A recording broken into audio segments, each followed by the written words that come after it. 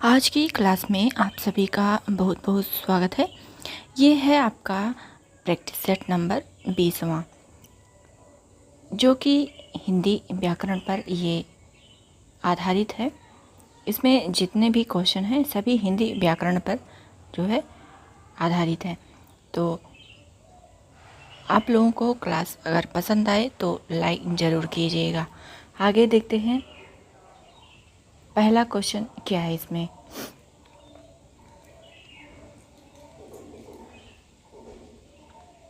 पहला क्वेश्चन है इसमें, भाषा की सबसे छोटी इकाई क्या है? शब्द है, मात्रा है, वर्ण है या उपर्युक्त में से कोई नहीं। यहाँ पर बताना है आपका राइट आंसर क्या होगा।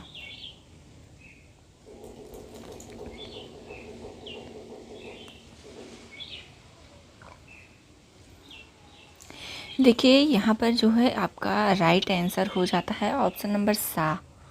भाषा की जो सबसे छोटी इकाई होती है वह वर्ण होता है। आप इस चीज़ को ध्यान दीजिएगा, ये बहुत ही महत्वपूर्ण क्वेश्चन है, बार बार पूछा भी जाता है। आगे देखते हैं क्वेश्चन नंबर, आइए देख लेते हैं इसके बारे में थोड़ा सा। देखिए वर्ण उस मूल ध्वनि को कहते हैं जिसका खंड ना हो। क्वेश्चन नंबर 2 है आपका, भाषा की सबसे छोटी सार्थक इकाई क्या है? सार्थक पूछ रहा है यहाँ पर। आ है पदबंध, बा है पद, सा है वर्ण, दा है शब्द। यहाँ पर बताना है राइट आंसर क्या होगा। देखिए अगर भाषा की सबसे छोटी सार्थक इकाई पूछ रहा है तो सार्थक से शब्द बना दीजिए। ये जो है आपका इस तरह का आप ट्रिक जो है फॉलो कीजिए।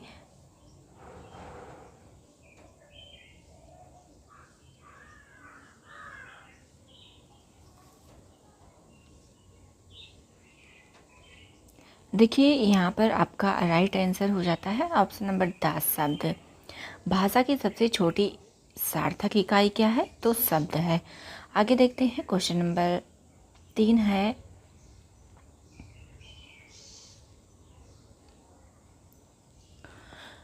वर्णमाला किसे कहते हैं? आ है शब्द समूह को, बा है वर्णों के संकलन को, सा है शब्द गणना को, दा है वर्णों के व्यवस्थित समूह को। बताना है यहाँ पर वर्णमाला किसे कहते हैं। देखिए राइट आंसर यहाँ पर आपका होता है ऑप्शन नंबर दा। वर्णों के व्यवस्थित समूह को जो है वर्णमाला कहते हैं। आगे देखते हैं क्वेश्चन नंबर 4 है आपका,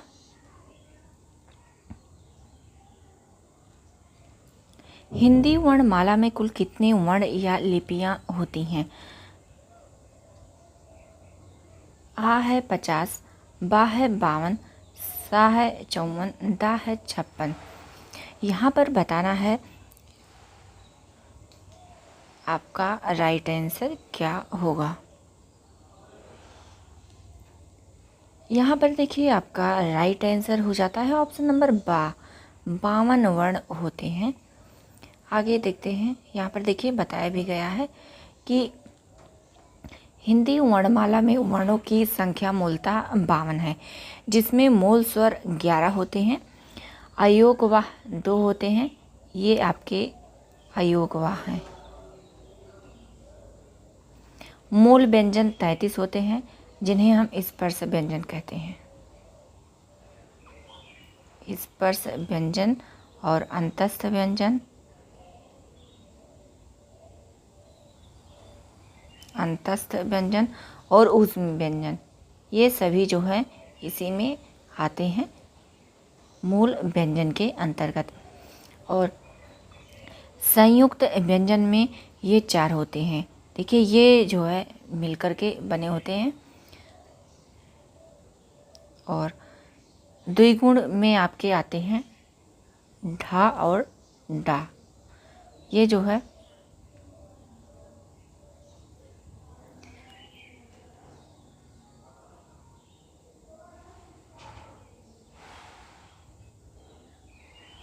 द्विगुण में आते हैं। आगे देखते हैं, आपका क्वेश्चन है ये 5वां। हिंदी वर्णमाला में कितने स्वर होते हैं? आ 14, बा 11, सा 13, दा 5। यहाँ पर बताना है आपका राइट आंसर क्या होगा। देखिए, अगर क्लास पसंद आ रही हो तो आप लोग जो है लाइक कीजिए, अपने सभी साथी मित्रों तक शेयर भी कीजिए, और जो नए जुड़ रहे हैं चैनल को ज़रूर सब्सक्राइब करें। देखिए, यहाँ पर आपका राइट आंसर हो जाता है ऑप्शन नंबर बा 11। अभी आपने जो है उसके अंतर्गत देखा क्वेश्चन के, तो 11 होते हैं आपके स्वर। देखिए, यहाँ पर बताया जा रहा है कि कौन कौन है 11 में। देखिए, छोटा आ है, बड़ा आ है, छोटी बड़ी, छोटा ओ है, बड़ा ओ है, री है, ए है, ऐ, ओ और औ है। इसके अतिरिक्त अनुस्वार, अंक और विसर्ग आहा भी हैं। ठीक, ये जो है कहीं कहीं मत ये है कि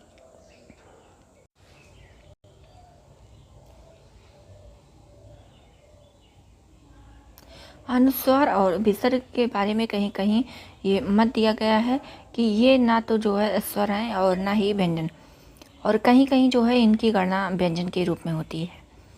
तो ये जो है अलग अलग मत है और उसके अनुसार अलग अलग आपका उत्तर बन जाता है। आगे देखते हैं, क्वेश्चन नंबर 6 है, हिंदी वर्णमाला में व्यंजनों की संख्या कितनी है? आ है 32, बा है 34, सा है 33, दा है 36। यहाँ पर बताना है आपका राइट आंसर क्या होगा।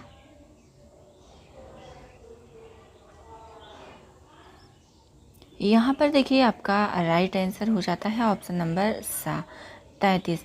हिंदी वर्णमाला में व्यंजनों की जो संख्या है वो 33 है। ठीक, इसमें देखिए, इसमें देखते हैं, जिसमें वर्गीय या स्पर्श व्यंजन जैसे का से पा वर्ग तक जो है आते हैं, जिसमें 25 जो है व्यंजन शामिल हैं, और इसी में आपका अंतस्थ व्यंजन भी आएगा जैसे मैंने ऊपर बताया, और जो कि ये 4 होते हैं, या, रा, ला, वा, और ऊष्म व्यंजन ये भी 4 होते हैं, तीनों सा आपका इसी में आएगा, और हा। आगे देखते हैं, क्वेश्चन नंबर 7 है आपका, वर्ण के कुल कितने प्रकार हैं? बताना है कि वर्ण के कितने प्रकार हैं। आ है ह्रस्व स्वर प्लुत, बा है स्वर व्यंजन अयोगवाह, सा है स्वर व्यंजन, दा है मूल व संयुक्त व वर्ण। ये जो है आपको बताना है इसमें कि वर्ण के कुल कितने प्रकार होते हैं।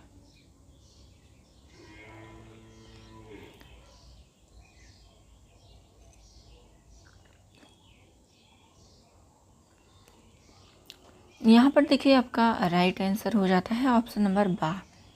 स्वर व्यंजन और अयोगवा में ये बटे हुए हैं। आगे देखते हैं,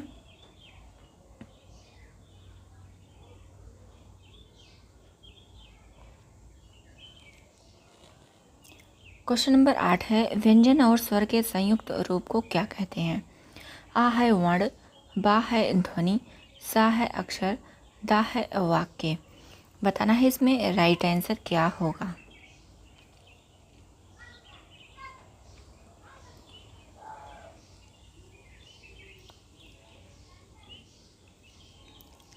यहाँ पर जो है आपका राइट आंसर हो जाता है ऑप्शन नंबर सा, अक्षर। व्यंजन और स्वर के संयुक्त रूप को अक्षर कहते हैं। देखिए, व्यंजन और स्वर के संयुक्त रूप को अक्षर कहते हैं, अर्थात जो है जिसका क्षरण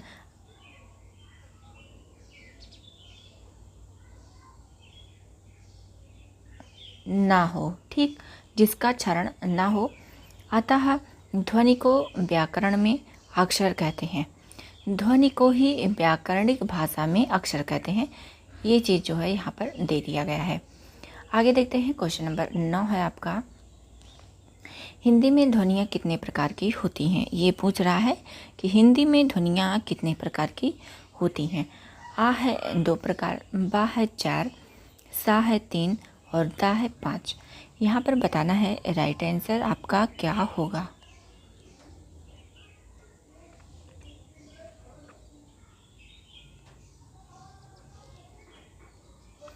यहाँ पर देखिए, राइट आंसर हो जाता है ऑप्शन नंबर 2। हिंदी में ध्वनियाँ दो प्रकार की होती हैं। कौन कौन सी होती हैं देखते हैं। देखिए, हिंदी में ध्वनियाँ दो प्रकार की होती हैं, स्वर और व्यंजन। स्वर जो बिना किसी अन्य की सहायता के उच्चारित होते हैं तथा व्यंजन जो स्वर की सहायता से उच्चारित होते हैं। ये चीज़ जो है आपको ध्यान देना है कि स्वर जो है बिना किसी सहायता के जो है उच्चारित होता है। आगे देखते हैं, क्वेश्चन नंबर 10 है, एक से अधिक वर्णों के मेल को क्या कहते हैं। आ है अक्षर, बा है स्वर, सा है व्यंजन, दा है अनुस्वार। आज का आपका प्रैक्टिस सेट कैसा रहा कमेंट करके ज़रूर बताइएगा।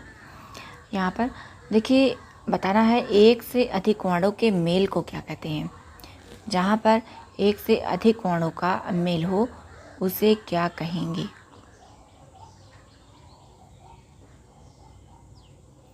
जैसे आपका हुआ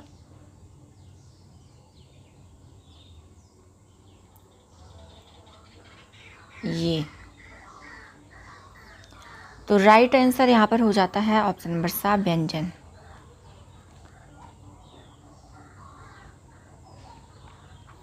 आगे देखते हैं क्वेश्चन नंबर 2, ये है 11 आपका, ह्रस्व दीर्घ और प्लुत किसके प्रकार हैं।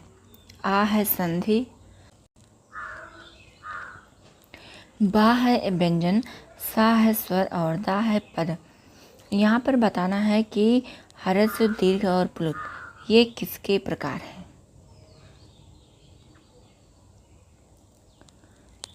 यहाँ पर देखिए राइट आंसर हो जाता है ऑप्शन नंबर सा, ये स्वर के प्रकार हैं। देखिए यहाँ पर देख लेते हैं, ह्रस्व दीर्घ और प्लुत स्वर के प्रकार हैं। ह्रस्व स्वर को लघु स्वर, दीर्घ को गुरु स्वर और प्लुत को बहुमात्रिक या त्रिमात्रिक स्वर भी कहते हैं।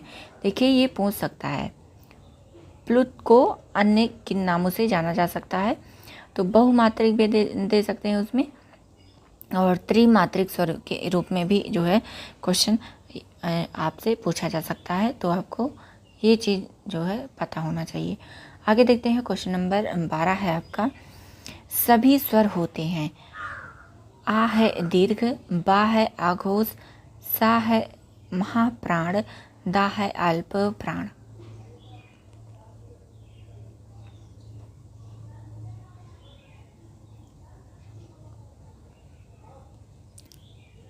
देखिए यहाँ पर जो है आपका राइट आंसर हो जाता है ऑप्शन नंबर दा, सभी स्वर अल्प प्राण होते हैं और साघोष होते हैं।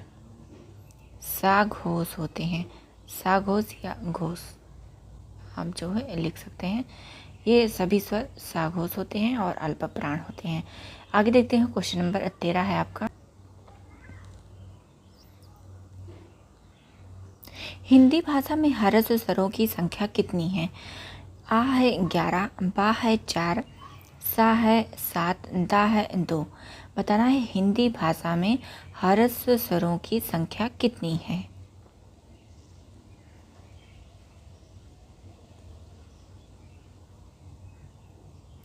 यहाँ पर देखिए राइट आंसर हो जाता है ऑप्शन नंबर बा, 4। अब कौन कौन से हैं ये देखते हैं। देखिए इसमें आपको ऑप्शन दे दिया जाएगा कि ह्रस्व स्वर इसमें से कौन सा नहीं है, तो आपको जो है बताना रहता है।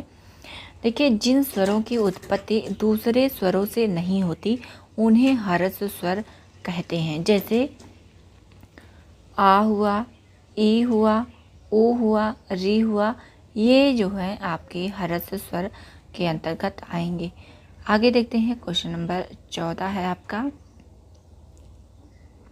हिंदी भाषा में दीर्घ स्वरों की संख्या कितनी है। देखिए वर्णमाला से एक एक क्वेश्चन जो है आपका करा दिया जा रहा है, एक भी क्वेश्चन आपका छूटेगा नहीं।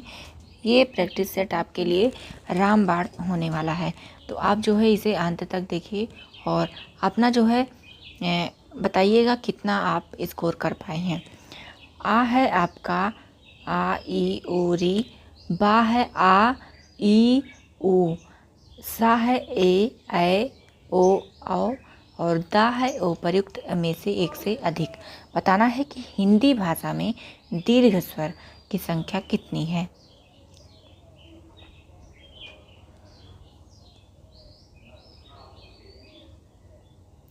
तो यहाँ पर राइट आंसर हो जाता है ऑप्शन नंबर बा। आ, ई और ऊ ये तीनों आपके दीर्घ स्वर के अंतर्गत आएंगे। यहाँ पर देखिए दिया गया है कि आ, ई, ओ क्रमशः 3 जो है ये दीर्घ स्वर हैं, जबकि आ, ई, ओ, री ये 4 ह्रस्व स्वर हैं तथा ए, ऐ, ओ, औ ये संयुक्त स्वर के अंतर्गत आएंगे। इस चीज़ को आप लोग जो है याद कीजिएगा कि कौन सा जो है स्वर किसके अंतर्गत आ रहा है, दीर्घ स्वर में कौन आ रहा है, ह्रस्व स्वर में कौन आ रहा है, ये जो है आप लोग ध्यान दीजिएगा। आगे देखते हैं क्वेश्चन नंबर 15 है आपका। जिन स्वरों के उच्चारण में 2 मात्राओं से अधिक समय लगे वे कहलाते हैं। क्या कहलाते हैं? आ है अनुनासिक, बा है दीर्घ स्वर, सा है ह्रस्व स्वर, दा है प्लुत स्वर। देखिए बीपीएससी इसी प्रकार के क्वेश्चन आपसे पूछता है, जहाँ पर आपको पूरा उसका नियम पता होना चाहिए कि किसे क्या कहते हैं। जैसे संधि से आपका उदाहरण ना पूछ करके नियम पूछ ले रहा है, तो इस तरह से आपको थोड़ा डिटेल में जाने की ज़रूरत है।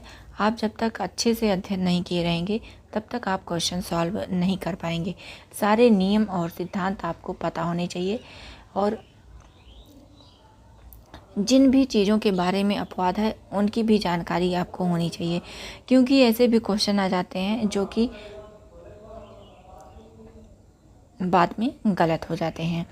देखिए यहाँ पर आपका राइट आंसर हो जाता है ऑप्शन नंबर दा। ये जो है प्लुत स्वर कहलाते हैं। इनमें सर्वाधिक समय लगता है। दीर्घ स्वर और ह्रस्व स्वर से अधिक जो है प्लुत स्वर में समय लगता है उच्चारण के समय। यहाँ पर देखिए क्वेश्चन नंबर 16 है। किसी मूल या ह्रस्व स्वर को उसी स्वर के साथ मिलने से जो स्वर बनता है उसे क्या कहते हैं? देखिए बहुत ही महत्वपूर्ण ये प्रश्न है। आ है ह्रस्व स्वर, बा है दीर्घ स्वर, सा है प्लुत, दा है अनुनासिक। यहाँ पर बताना है जब कोई मूल स्वर मिलता है और ह्रस्व स्वर, मूल स्वर ही ह्रस्व स्वर है आपका, उसके साथ ही जब कोई और स्वर मिल जाए, जैसे जो मूल स्वर अभी आपने देखा मूल स्वर कौन कौन है, ये आपके मूल स्वर हैं।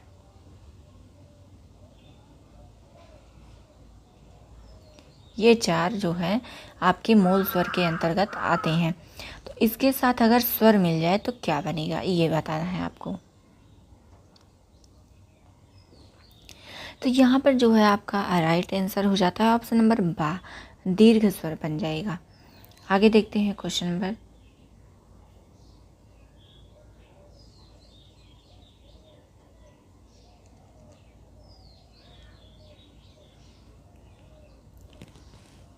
क्वेश्चन नंबर 17 है। ऐसे स्वर जिनका उच्चारण नाक और मुंह से होता है और उच्चारण में लघुता रहती है क्या कहलाते हैं? आ है अनुनासिक, बा है अनुस्वार, सा है निरनुनासिक, दा है विसर्ग। बताना है ऐसे स्वर जिनका उच्चारण नाक और मुंह दोनों से होता है और उच्चारण के समय लघुता रहती है।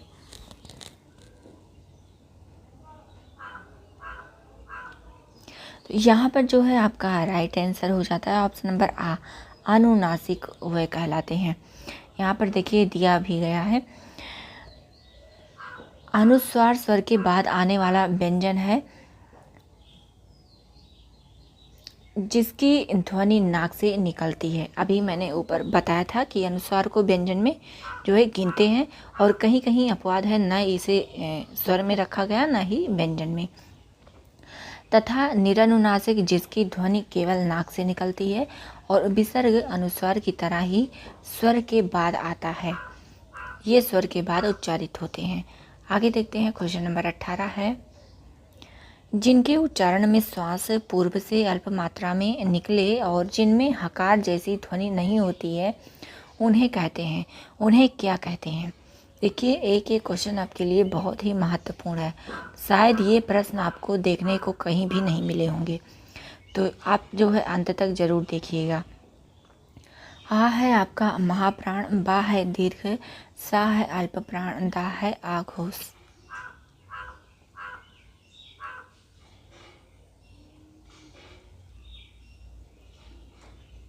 यहाँ पर देखिए आपका राइट आंसर हो जाता है ऑप्शन नंबर सा, अल्प प्राण। देखिए अल्प प्राण जो है, महाप्राण, इनके उच्चारण में हकार जैसी ध्वनि विशेष रूप से रहती है और श्वास की अधिक मात्रा जो है निकलती है, जबकि अल्प प्राण में ऐसा नहीं होता है।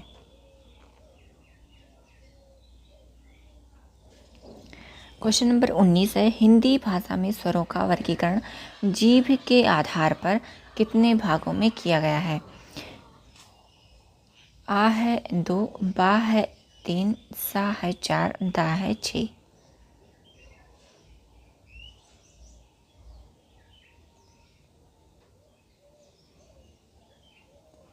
तो यहाँ पर जो है आपका राइट आंसर हो जाता है ऑप्शन नंबर 3। ऑप्शन नंबर बा आपका राइट होता है। 3 भाग के जो है ये विभाजित किए गए हैं 3 भाग में। देखिए स्वर उच्चारण में जीभ का अग्र, जिन्हें अग्र स्वर कहते हैं, मध्य, जिन्हें मध्य स्वर कहते हैं, और पश्च, जिन्हें पश्च स्वर कहते हैं, भाग सहायक होता है उच्चारण के समय।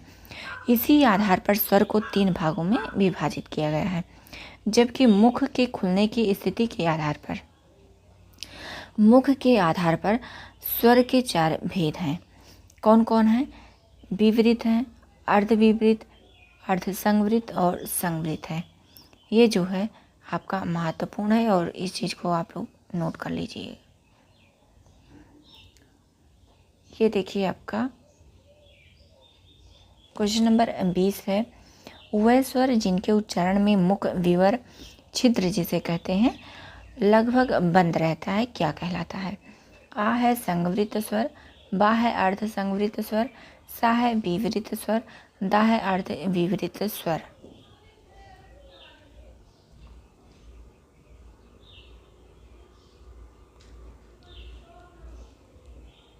यहाँ पर देखिए आपका राइट आंसर हो जाता है ऑप्शन नंबर आ, ये जो है संवृत कहलाते हैं। क्वेश्चन नंबर 21 है, जिन स्वरों के उच्चारण में जिह्वा अर्ध संवृत से वह कम उठती है कहलाते हैं? आ है संवृत स्वर, बा है अर्ध संवृत स्वर, सा है विवृत स्वर, दा है अर्ध विवृत स्वर। यहाँ पर क्वेश्चन पूछ रहा है कि जिन स्वरों के उच्चारण में जिह्वा अर्ध संवृत से कम उठती है, अर्थात जब आप अर्ध संवृत के जो है शब्दों का, वर्णों का उच्चारण करेंगे तो उससे जो है कम ही उठेगी इसमें, तो वह कौन सा स्वर है ये बताना है।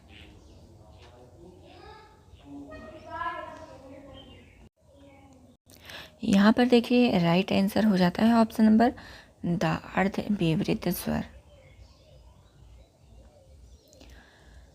क्वेश्चन नंबर 22 है, स्वरों के उच्चारण में लगने वाले समय को क्या कहते हैं? आ है अनुस्वार, बा है प्लुत, सा है ह्रस्व, दा है मात्रा।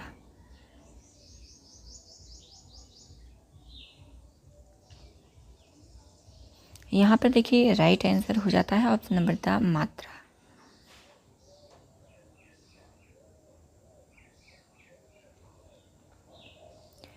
क्वेश्चन नंबर 23 है, वर्णों का उच्चारण मुख के कितने भागों से होता है? आ है 5, बा है 6, सा है 4 और दा है 7।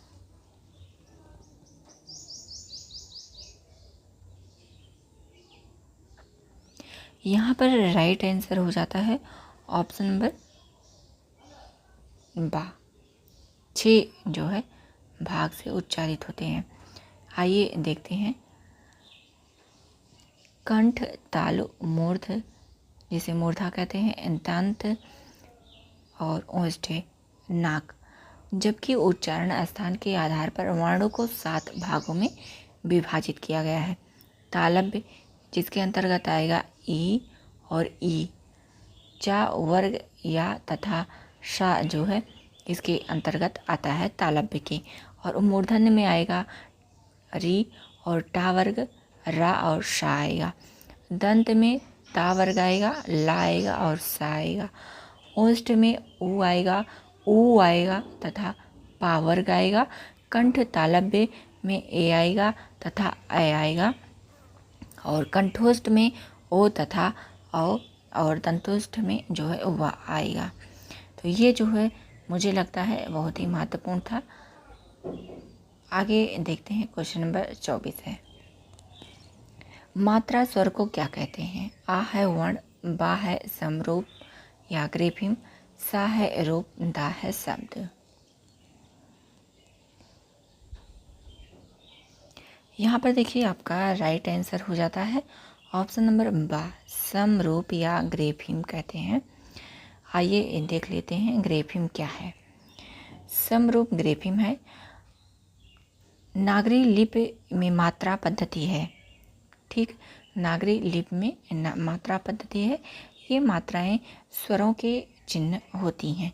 जब कोई व्यंजन किसी स्वर के साथ आता है तब उसके साथ कोई स्वर नहीं लिखा जाता, केवल स्वर की मात्रा लिखी जाती है। मात्रा स्वर की समरूप कही जाती है। ये आपका अंतिम प्रश्न है। क्वेश्चन नंबर 25 है। ओष्ठों के आधार पर स्वरों का वर्गीकरण कितने भागों में है? आ है 2, बा है 3, सा है 4 और ता है 5।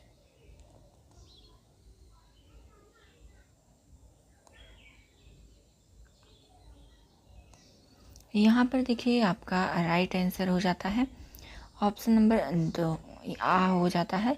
2 है जो है ओठों की स्थिति के आधार पर। कौन कौन है देख लेते हैं। वृत्तामुखी में आपका ऊ, ऊ, ओ, औ, ओ और आवृत्तामुखी में आपका आएगा आ, ई, ए। ये जो है आपके आवृत्तामुखी में आएंगे। तो आज की क्लास कैसी लगी आप लोग कमेंट करके ज़रूर बताइएगा। अगर पसंद आई हो तो लाइक कीजिए, शेयर कीजिए और सब्सक्राइब कीजिए।